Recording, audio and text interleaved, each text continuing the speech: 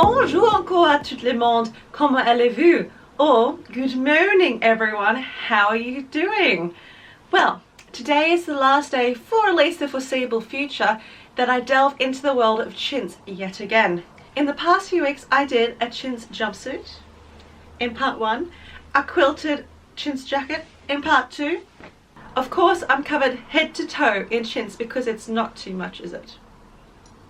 I love it. I absolutely love it. Today we're going to look at the history of stays and then create one for the modern body. If you've seen from previous videos, I had some white chintz left over. That wasn't enough for this jacket, but today we're going to use it for something even more fabulous. It's been a long time since I made a set of stays, and I love to revisit projects that I once did before. I'm wearing a set of stays I made when I was 18. I still love them so much. I even wore this at my farewell do for England all those years ago. And then here in the next set I am wearing what I made for a uni project on Candide. We were able to create everything from the stays to the hoops to the full costume. I was so excited for the first time to create a costume from base to top. Now the reason I bring up these two stays in particular is that we're going to merge the patterns together. I will be using this pattern, which is my old reliable for the 18th century undergarments. Then I'm going to be taking my Nora Ward Corsets and Crinoline book.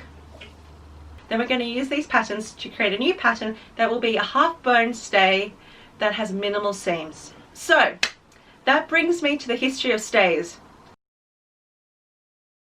First question, why stays and not corset? I don't know. No. There is a difference between stays and corsets. Stays was a terminology used for this undergarment in the late 16th century, the 17th, and then most famously in the 18th century, which is where our focus will be today. The term corset began in the 19th century, as the Victorian age had a fast fashion of corsetry styles. Or you could just joke it makes you stay up. What makes the stays is the shape of it. They extended down the centre front and the back seams, which would give you a narrow, slendered waist, but an oval neckline. Triangular almost. It also had shoulder straps that would help your posture for a more straight look. It was meant to raise you up, shape the breasts, support the back, and give you that tiny waist. The stays were created to make the outer garment seamless. It was smooth from top to bottom. Everyone wore a pair of stays from the lower and working class, which they would wear a stay that was appropriate for their living conditions, sometimes without straps to allow them to move a bit more. Or right through to the courtiers strutting around like a peacock. There was a difference from English to French, of course, as per usual. The English stays were far too rigid, and the French, well, I may be a little bit biased because I am French, but we'll be focusing on a French stay today because clearly they are the better one. I read in my research that the stays were meant to be a gentle hug, but really I'll let you decide in that case, depending on how you feel about wearing a set of stays. I personally love it, but it's kind of cute because in a good way it's human contact, especially during lockdown, so maybe just wear a set of stays to cuddle yourself at night. Oh, I think lockdown's turned us a bit mad. The garment itself was made with a heavy canvas, linen or cotton. Then it would be stiffened by using glue on the inside of the fabric. It would take 2 layers of fabric to create this look, as the fabric would house many channels which would allow the boning to sit flush inside. The boning that was the most commonly used was whalebone, but clearly we're not going to be doing that today. But you could also use reed as another medium for boning. A lot of the top layers of the stays were covered in fabric such as brocade, silk, cotton, or whatever fabulous fabric was in the height of popularity. Or whatever fabulous fabric that was in the height of fashion of the day, like maybe some chintz. There were 2 main sets of stays. One was called a baline, which means fully boned, and then a demi-baline, which was half-boned. The stays became such a staple in everyday wear that a profession known as a stay maker was created to keep up with the demand for the special garment. Wouldn't that be a fantastic occupation to have on your passport? The stay maker. At the beginning of its use, multiple panels of fabric were used to create the shape, as well as certain angles of where to place a boning that would give you a narrow line. Majority of the boning was diagonal. Then, as the 18th century moved on, new techniques were created to place boning across the bust or having a front bust bone. Then even the way the stays were cut changed from multiple pieces to only 4 seams at some times. They would have to have so much patience to create these garments as everything was hand sewn. Now the real question is, will I ever make a pair of stays in the traditional sense? Well, the answer is, of course, I would love to. I really want to purchase Patterns of Fashion number 5 that focuses mostly on corsetry. And they'll have all the correct information, so I'll be able to do hand sewing, correct pattern construction, and also I would love to use reed as a medium for boning. That is most certainly a job for the winter months. As the nights get long and cold and miserable, I could spoon my sewing overnight. Is that odd? Yeah. But today we're making this vlog for the modern day viewer who loves period fashion, fabrics, and just the look of a fabulous set of stays. These are quite easy to create once you learn these techniques. Anyhow, the stays are usually laced at the centre back, but there were some that were laced at the front, which formed your shape in quite a different way compared to the usual style. They really did help, in my opinion, a fashion revolution. They gave way to showcase fabrics for my favourite fashion period.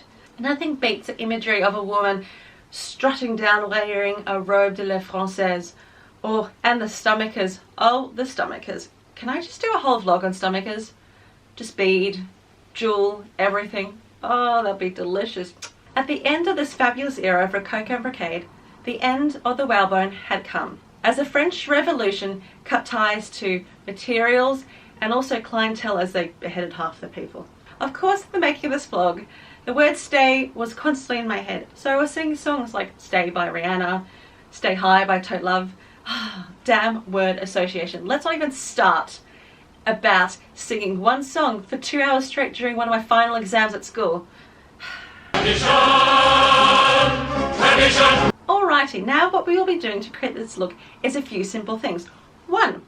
The pattern, we will be taking the Simplicity and the Nora Ward, and we'll be merging them together by using some calico to map out the pattern and shape, and then add boning channels where they need to go. 2. We'll be using chintz fabric, and then a tightly woven linen that I had from a past job. We also need Stay Flex in the weight of your choice to create structure and the strength that the corset will need. And I always find 1 meter of this fabric is very generous. 3. We'll be using steel and spiral boning. 1. I have them in the house. 2. I like to work in that medium. 3. I just think they're great and durable. I like to use Vena Carver to purchase my steel boning. They have multiple sizes and multiple widths, so I'll link them below. And 4, we'll be using traditional techniques but in a modern way, such as machine sewing and metal eyelets, but we're going to create the illusion of a vintage look, as I've only got gold eyelets and that is not my vibe. Then of course I'm going to discuss each step with you along the way. Also, another disclaimer is that you never make a pair of stays in your actual body size. You want to make it 2 sizes or 1 size too small, because then it'll cinch you in and give you the shape that you want to create. So let's time travel back into the 18th century, merging all that we've learned in the past few weeks about chintz, modernism and history. So what you need for this project is the pattern that you want to use. You'll need this as a reference, a sharpened pencil, a marker that I use just in case I need it, and my beautiful pattern master, which is in centimeters. You can also buy inches, but I grew up using the metric system. Anyhow, so let's start this. So let's get straight into it. So I'm going to be working with calico, and I'll be using my Nora Ward book again because it's got some really good illustrations about where the boning placements are and the shape that we want to use. Alright, so I've decided to use this one. I'm going to grab the pattern pieces that I have from my Simplicity pattern piece and use them as a base to work from. This way I'm going to trace around all the pattern pieces. Well, here my fantastic 30-minute explanation on how to make the pattern pieces got corrupted. So let's quickly go through it. What I did, I laid down the paper pattern pieces down. I got the front and the side front together. Then I drew around that. Then I used my Nora Ward book, and then I kind of like just adjusted the shape. I used the imagery to put where all the boning channels go, and then you repeat the same thing with the back. Center back, side back, join them together so there's no seam allowance there, and then just kind of shape it. Follow the shape. It's all about seeing where the shape goes, what shape you want to create, and then I find using the paper pattern was more of a guide for me, and I was creating what I wanted, so I only had 1 seam in the end, which was fabulous. Anyway, back to the montage. And I also cut half the tabs that were used on my Simplicity pattern. Personally, I hate doing tabs. And then I'm going to double check that it all sits perfectly together. As you can see here with the armhole, it's not quite right. So I'm just going to shorten it a bit. Good morning, everybody. We are now on day 3,487 3/4 of quarantine. Today I'm going to be continuing with my stays. Yesterday I spent the afternoon making up the pattern, as you saw. So today I'm going to start cutting it out and constructing the stays. Now, with these stays, I haven't added any seam allowance to the pattern, so I'll be adding that as I go along. I think for this project, I'm going to do a 1 centimeter seam allowance around the whole piece, but with the side, I'm going to do maybe 2 centimeters. Now, I'm going to be using the leftover cream chintz, which you have seen before from my jumpsuit. And I'll be using a very fine white linen. So to get more of the strength, I think what I should do is I'm going to use some stay flex in between the cotton. So after I've cut my pieces, I will be cutting also some stay flex to go with it. But normally speaking, I use a thin stay flex, but today I'm going to be using a thicker, which will be actually interfacing. All of them is iron-on. You can buy them in multiple densities, but I personally like to work with stay flex, because I like how it catches to the fabric, because often you see interfacings that do not do the job, and I found in my early career using them I would have to get a spray and spray them and just keep steaming it and steaming it with the stay flex, no problem.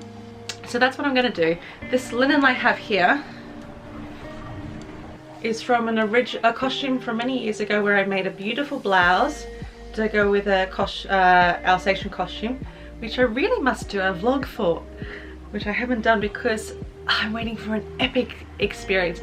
But please stay tuned for that vlog. That will come when I can get back to France and film it. We're going to use the linen as our base. That means we can mark out all the seam allowance that we had included beforehand. So as I said before, we're going to use 1 centimeter around the tabs and the top seam, and then on the side seams we'll be doing 2 centimeters.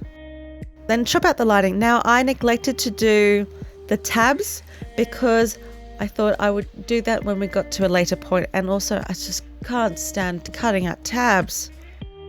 As I've repeated beforehand, chintz fabric isn't a fabric that you can pattern match. So I will take a beautiful floral design and use that at the front. So that means I'll be cutting the front panel on the fold, which is not a usual occurrence on stay making, but this will allow us to really showcase some awesome fabric.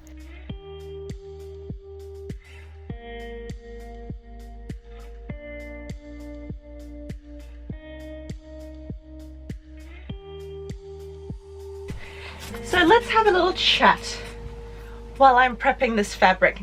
I was going through my boxes and I thought maybe it'd be really nice, because I won't lie, it's not my favorite thing to bind these things. So either, when I say bind these things, I mean the flappity dappities. Normally I have no problem. So either I make some binding itself, or I do have some really vibrant red bias binding. It's a very synthetic fabric, and I won't lie, it's not actually, it could work very nicely. I think it'll be really poppy. I have seen some images with like binding on the corset that's really vibrant, and it might bring out the red of the flowers really well. Alright, so it's now time to attach the interfacing to the top fabric. Now please use the top fabric because that's the place where you want it to be really strong. Because we're using a denser stay flex, we want to make sure it's really stuck on.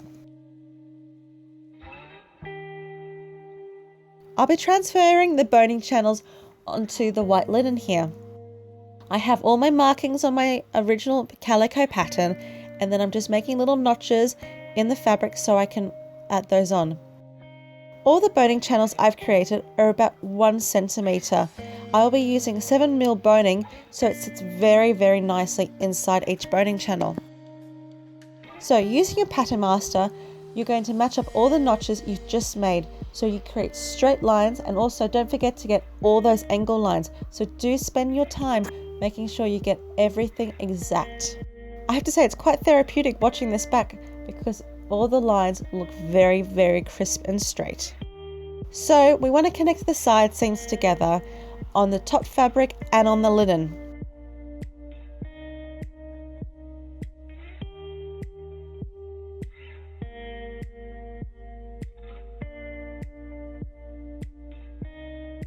Make sure you stitch down the side seams.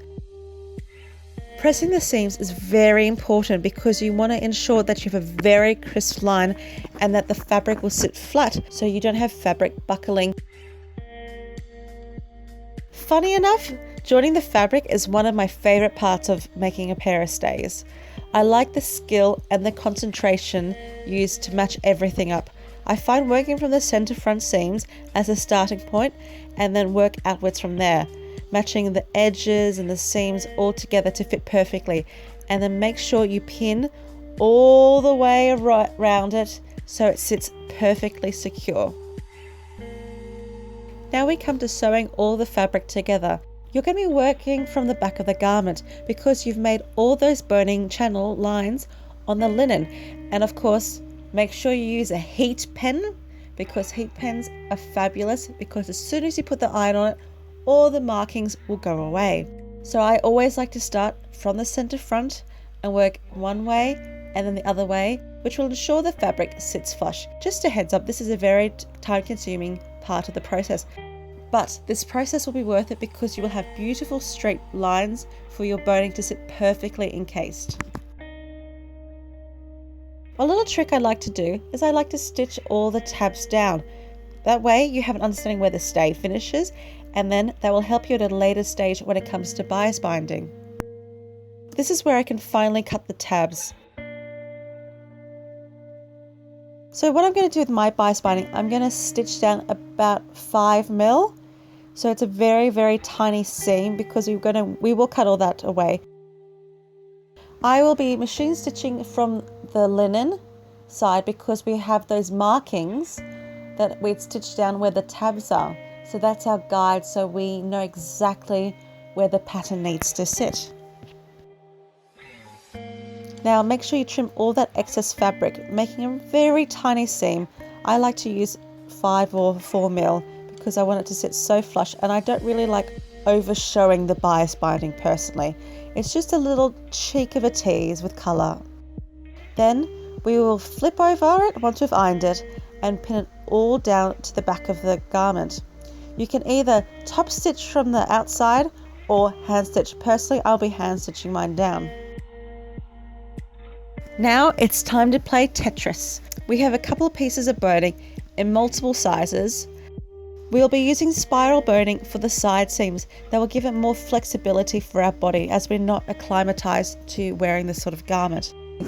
Now I like to lay my stay out flat, and then I will go through each piece of boning to see which matches perfectly.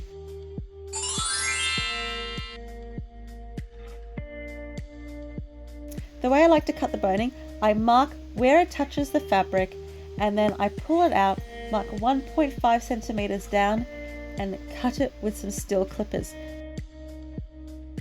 Then using a metal file, curve down the corners so you get a smooth line, and that will not cut you in the future. Now it's time to finish off the stay. I'm just bending over my excess fabric that I had to create a finished edge. That means I've also got a bit of fabric protecting me when we put the eyelets there. Okay, it's now time for our favorite thing, and this is why actually I do the bottom first, because I hate doing the bottom of my corset making. So we're going to now finish off the whole garment by bias binding the top, which is a lot easier for us. Then just stitch it down. It's okay to stitch from the top because it's not a fiddly part of the garment. So once you turn it over, you're going to stitch down using one of the boning channels that you'd already created. I use the one that's the closest to the edge, which will make it about 1 centimeter. Then trim down all the bias binding, turn it over, iron it down and pin it down. And finish off with hand stitching. It's quite therapeutic, this hand stitching. I don't know about you, but I'm enjoying watching this. Ooh, fancy. Now it's time for the eyelets. By using the pattern piece that you created beforehand, you're going to use it as a template and then copy all those eyelets out. I like to match it by placing the pattern next to the garment and then using a ruler just to pinpoint all the little marks that I want to make. Now you've got to make sure everything is centered. Then, using an awl, just poke some holes through it. That will give you the space to put the eyelets in. Now I found that these eyelet holes were a little bit too small for my eyelets, so I used my snips just to make a bigger hole so my eyelet would sit flush inside. And then using an eyelet punch, just put the washer on top of it and squeeze it together. And then you repeat this step all the way down. Now, the best way to replicate the eyelet holes on the other side is by placing the fabric on top of itself. Then you just mark through all the eyelet holes with a pen where they need to sit. If there's any issues, just go through with a ruler or the pattern piece just to fix it until you're happy, and then repeat the whole process all over again. Now that looks great. Now we need to do the eyelets for the front. I just did this by eye. You can use a pattern or you can do it by eye, but by eye was easiest for me. Then to replicate the same eyelets on the other side, just fold the fabric over again and draw where you need to put it. Ooh, let's do some buttonhole stitches now.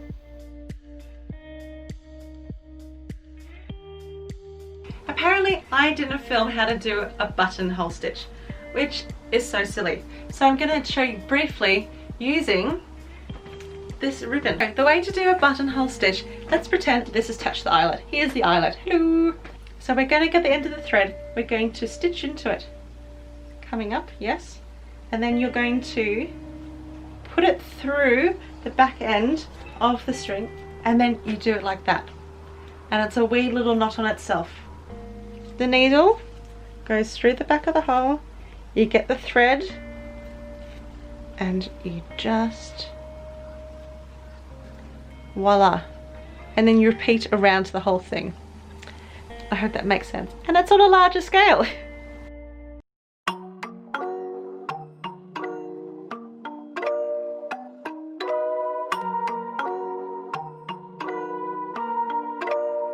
When it comes down to it, would you stand in front of a bullet?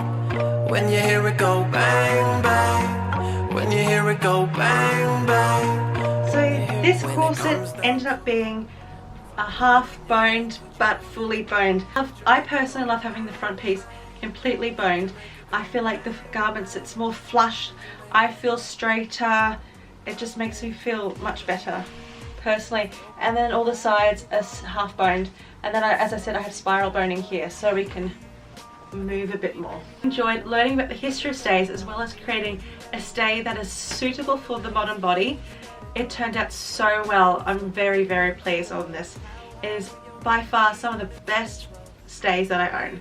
Actually, I think it's probably the best I own because the fabric is so beautiful. It's so beautifully edged with the bias binding. The red really makes it go pop.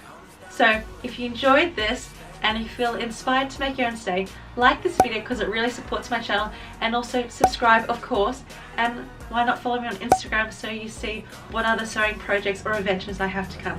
So until next time, bye! Bang, bang. Could you make it go bang, bang? Could you make it?